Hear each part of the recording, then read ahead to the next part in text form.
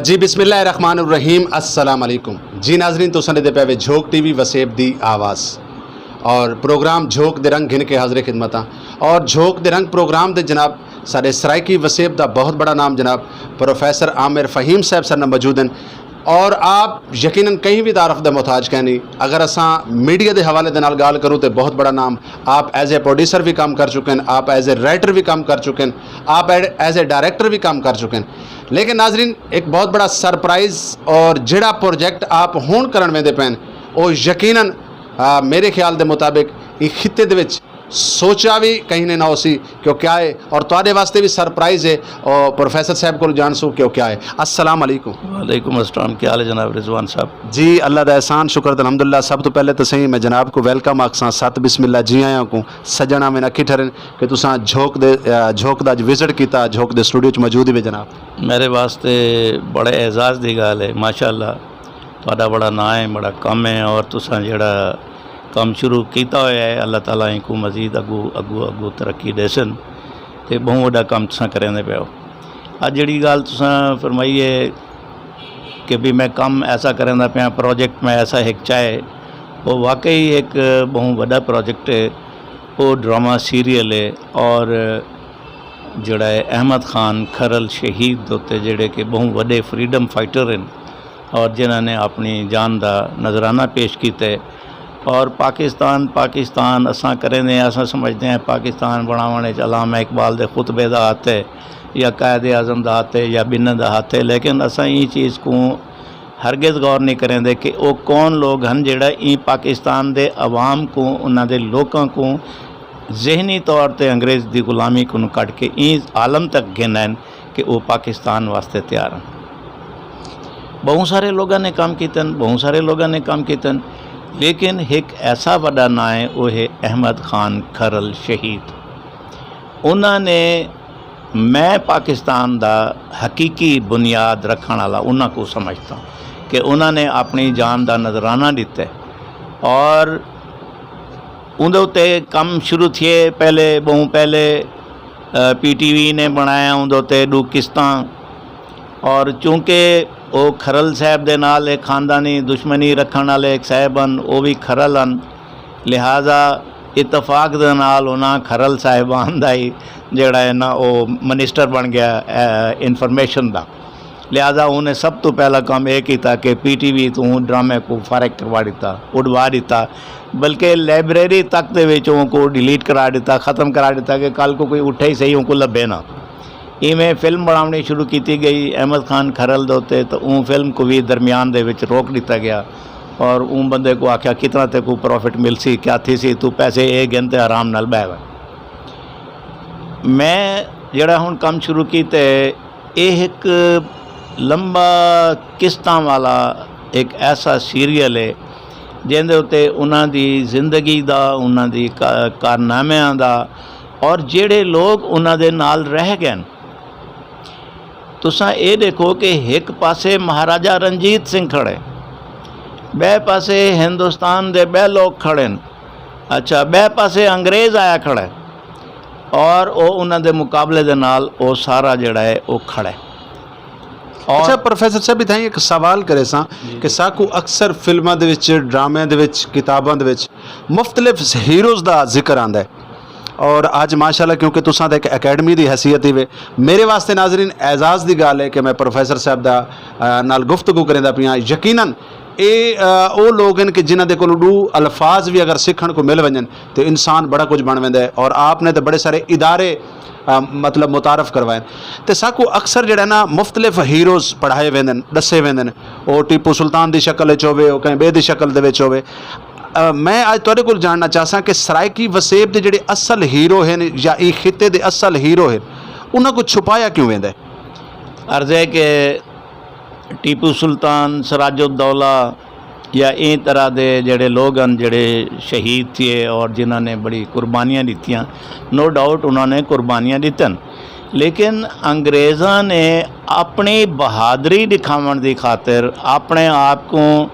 अजीम कुवत साबित करने की खातिर अपने अगू बुत तराशे और उन्होंने जंगा भी कीतियां और उन्होंने को शिकस्त दे के बिना लोगों को अखलाकी और जहनी तौर पर गुलाम बनाया। ये शख्स ऐसा है अहमद खान खरल जे को दबावन वास्ते अंग्रेज़ों ने सारे हरबे इस्तेमाल किए, हत्ता कि उनको ये भी आख्या गया कि ये सारे खुद खिते का तू बेताज बादशाह था, तू पहले हैं असा ते को बादशाह तस्लीम करें, लेकिन ये कि भाई तेरे बंदे जेड़े ना उस को टैक्स देवन शुरू कर देवन। वो आके ना तो मैं इतू एक इंच देसा तो ना मैं टैक्स देसा, और उनके नाकाम जी थी है नाकामी बनावन की कोशिश की गई है। वो साढ़े अंदर दे लोग हैं जेड़े के कोशिश करेंदे पान कि भाई असा जी मैं अर्ज़ करना पान कि वो आदन के भाई टीपू सुल्तान दे एक दो गाली मेरे को बड़िया पसंद हैं। ये तो हर कहीं ने सुनया हुआ है कि भाई शेर की एक दिन की ज़िंदगी गीदड़ की 100 साल ज़िंदगी से बेहतर होती है, मगर उहदे कने एक ब्याह उनका कॉल है वो बड़ा ज़बरदस्त है। वो आदे कि ऊँ कौम दे मजबूत तरीन कले जेड़े हैं वो रेत दे घर साबित थींदे जिंदे विच गद्दार पैदा थी वन। लिहाजा साढ़े अंदर जेड़े गद्दार पैदा थे और बदकिस्मती दे नाल वो ई वेले वो शहादत दे बाद वो हीरो बन गए। उन्होंने पहला काम यह किया कि जितना जितना शहीद दे बारे जेड़ी जेड़ी कोई चीज़ है उन्होंने उनको गायब करा दी, और किताबां उनको गायब करा दिते, तस्करियां उनको गायब करा दिते, गजेटियर्स दे विचों गायब करा दिते। और उनके बदले क्योंकि जितने वो लोग बैठन आस पास तुसां अपनी निगाह करो जेड़े नवाबीन या जेड़े बड़े जागीरदार और जेड़े बड़े खानकावां दे बुजुर्ग बैठे सजादा नशीन बड़े बड़े, इन्ह सारे ने गद्दारी की। और शहादत दे बाद अहमद खान की शहादत के बाद उन्होंने जी बकिया फौज आई उनको इन्होंने चुन चुन के मारा, और उनके बदले जितने बंदे को मरेंदे हैं उतने इन्हें को पैसे मिलते हैं, उतना जागीरां मिलती हैं, उतने मुरब्बे मिलते हैं, फी एकड़ बंदा मिलता रह गए। लिहाजा वो ई वास्ते उन्होंने पूरी कोशिश है। और यह जी मैं तस्करा किया कि पहले वो ड्रामे भी गायब करवा दिते गए, फिल्म भी गायब करा दी गई, किताबें जो ना नहीं आता। लिहाजा मैं एक ऐसा बीड़ा चाहते एक कम दा कि मैं अपनी नस्ल को आवन वाली नस्ल को अपने नाल दे नौजवानों को मजीद बालों को ये दसूँ कि सारे हीरो क्या हैं। असा हूँ अज अर्तुगरल को दे पे, उस्मान को दे पे, सलजूका को दे पे,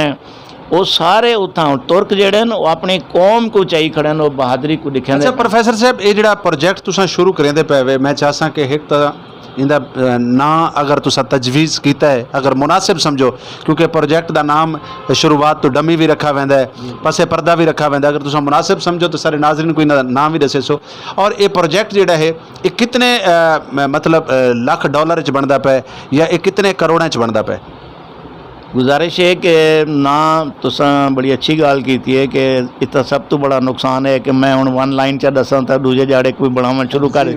वो बनावे ना बनावे गंद जरूर मरे सी जिंदे मैं भी ना कर वो भी ना कर सकसी। जहाँ तक ये किस्तां का ताल्लुक है तकरीबन 100 तो ज़्यादा है। अच्छा। और ये प्रोजेक्ट जोड़ा है 1.5 to 2 साल चलसी। अच्छा। और इंदा तखमीना जड़ा है पाकिस्तानी मेरा अंदाज़ा है कि 70 तो 90-95 करोड़ तक वैसी। इंदा स्क्रिप्ट जड़ा है इंदी स्टोरी जड़ी है वो कंप्लीट थी चुकी है? जी मैं बिल्कुल मैं पिछले 1 साल तो मैं ये काम दे उत्ते काम करेंदा पिया। मैं राइटर मैं इंदा आप हाँ, डायरेक्टर भी मैं इंदा, क्योंकि मैं दूसरे लोगों को रिक्वेस्ट की थी उन्होंने मैं लिखवाना शुरू किया, मगर वो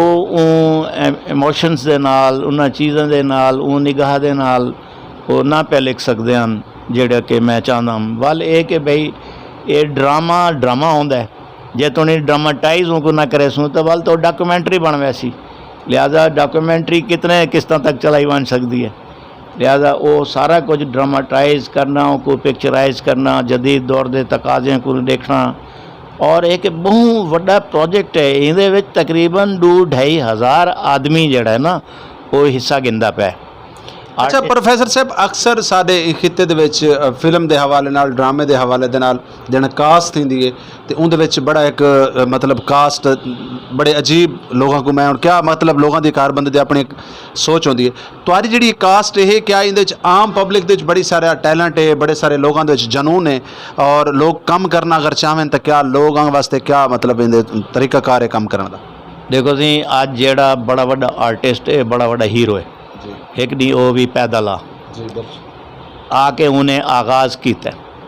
और मैं तकरीबन 40-45 फिल्मां बनाए, बेशुमार ड्रामा सीरियल्स कीते, चैनल भी मेरा रह गए, मुल्तान TV तुसीं जाणदे हो, लेकिन मैं हमेशा नवे टैलेंट को इंट्रोड्यूस कराए। अच्छा, इहदे च मैं कितें कहीं ना कहीं किस दे विच कितें मशहूर लोगों को भी मैं गिनसां, लेकिन मेरे मेन काम करने वाले जेड़े हैं वो ज़्यादातर नवे लोग हो सन, क्योंकि ये मेरा चलने सीरियल जेड़ा शोहरत याफ्ता बंदा है वो मेरे नाल नहीं चल सकता। वो मेरे नाल 3 किस्तां चल गई सी, 5 चल गई सी, 4 चल गई सी, लेकिन मैं को वो बंदा पुजाली खान दे जेड़ा मेरे नाल 120-30 किस्तां चले। अच्छा, वल ये कि जेड़े नवे लोग होंदे ये दीवाना वार कम करने वाले लोग होंदे, इन्हां को दीवानगी की हद तक कम करने का शौक होंदे और इन्हां दे अंदर टैलेंट होंदा है और हर करैक्टर को तो एक हीरे की तरह वही पत्थर होंदा है, उनको तराश के तुसा हीरा बने हो ना, या वक्त उनको तराश देंदे सारा काम करेंदे। तो मैं ये प्रोजेक्ट जो शुरू करेंदा पिया तो मेरा मकसद बुनियादी तौर पर नवा एक टैलेंट लोगों को मैं देवां, वो मकबूलियत हासिल करें। मेरा बड़ा एक मिजाज दे विच ये है कि मैं अपने ड्रामे फिल्में मैं देदा, अगर कोई करैक्टर मेरा हिट थी ना पे तो मैं उनको मजीद बूस्ट करेंदा, मैं उनको उत्ते चाहना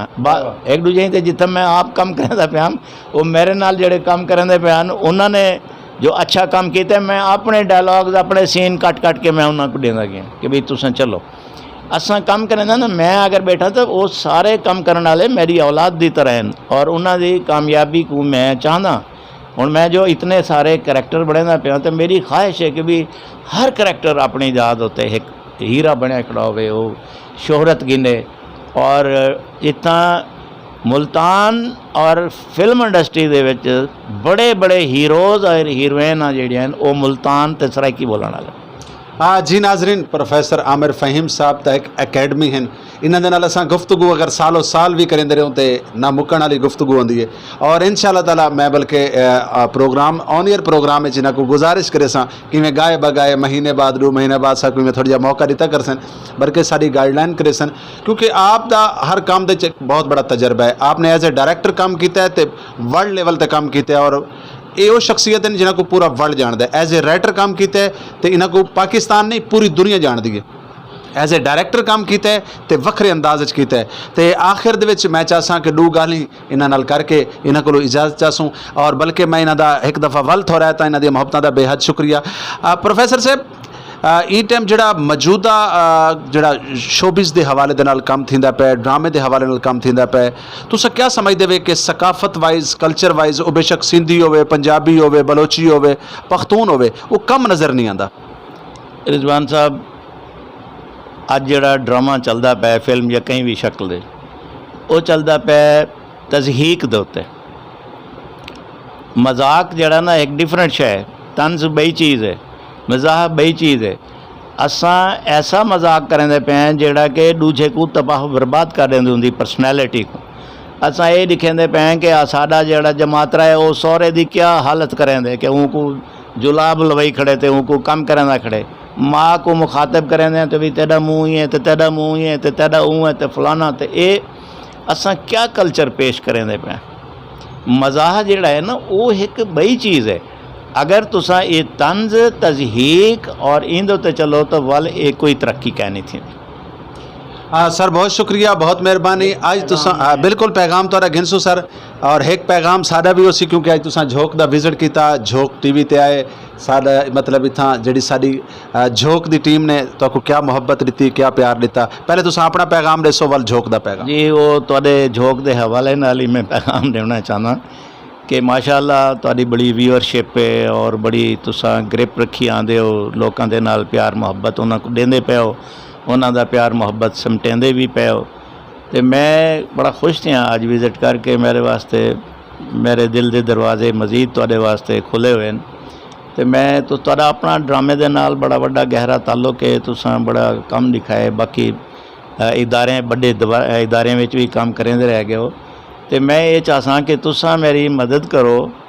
और नवा टैलेंट जिहड़ा है उनको तुसां झोंक दी मार्फत मेरे तक पहुँचाओ, ताकि मैं उन्हां दे नाल मजीद उन्हां को निखारां। कल को वो आखन कि भी साकू झोंक ने अगू कीता है या मेरे नाल अगर उन्होंने काम किया है